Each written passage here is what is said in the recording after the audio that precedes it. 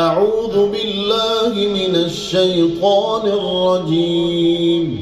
بسم الله الرحمن الرحيم. قل أعوذ برب الفلق من شر ما خلق ومن شر غاسق إذا وقب ومن شر النفاثات في العقد ومن شر حاسد إذا حسد.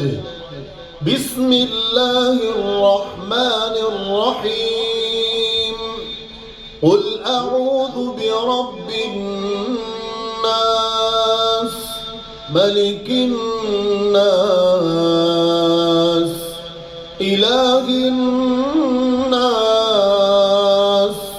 من شر الوسواس الخناس الذي يوسوس في صدور الناس